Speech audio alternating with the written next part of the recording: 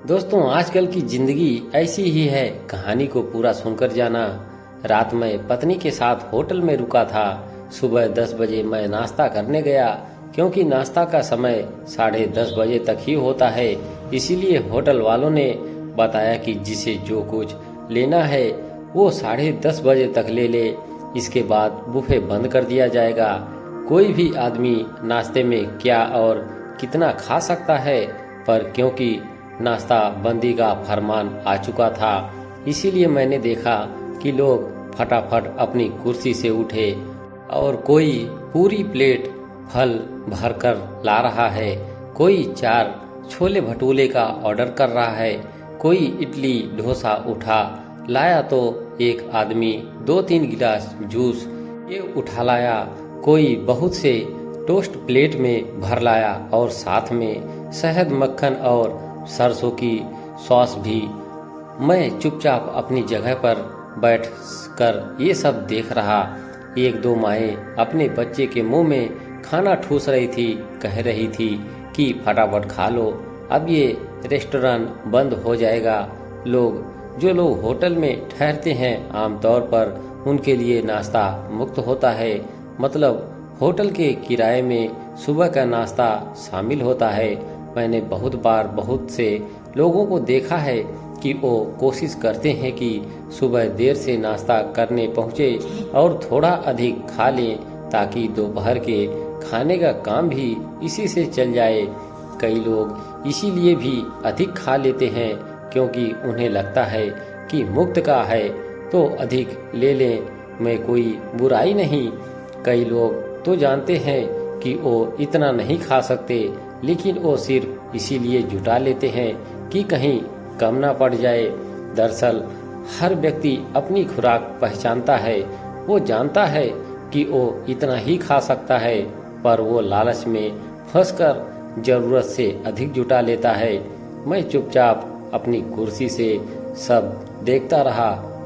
10:30 बज गए थे, रेस्टोरेंट बंद हो चुका था, लोग बैठे थे टेबल पर, खूब सारी चीजें उन्होंने जमा कर ली थी, पर अब उनसे खाया नहीं जा रहा था। कोई भला 2-3 गिलास जूस कैसे पी सकता है, बहुत सारे टोस्ट। कई बच्चे माँ से झगड़ रहे थे कि उन्हें अब नहीं खाना।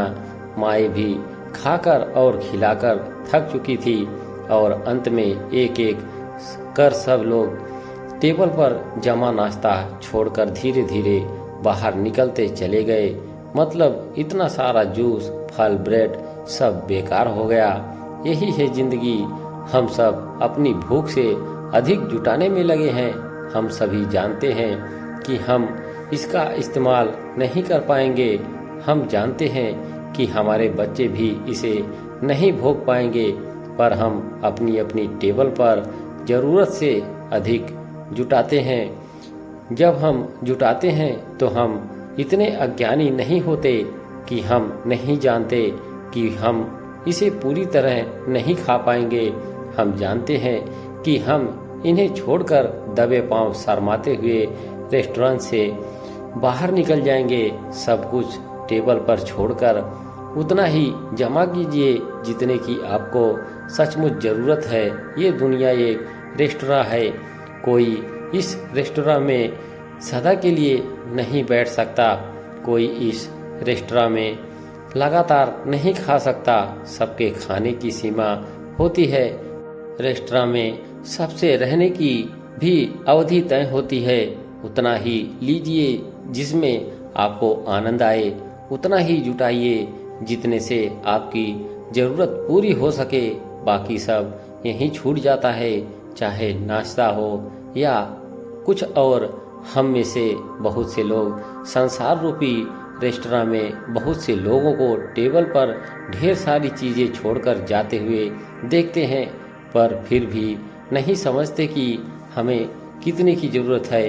हम जानते हैं कि हम भी सब छोड़ जाएंगे, लेकिन जुटाने के चक्कर में जो है हम उनका स्वाद लेना भी छोड़ देते हैं। दोस्तों, ये छोटी सी हमारी कहानी कैसी लगी आपको कमेंट बॉक्स में ज़रूर लिखें। हमारे चैनल से जुड़े रहने के लिए धन्यवाद।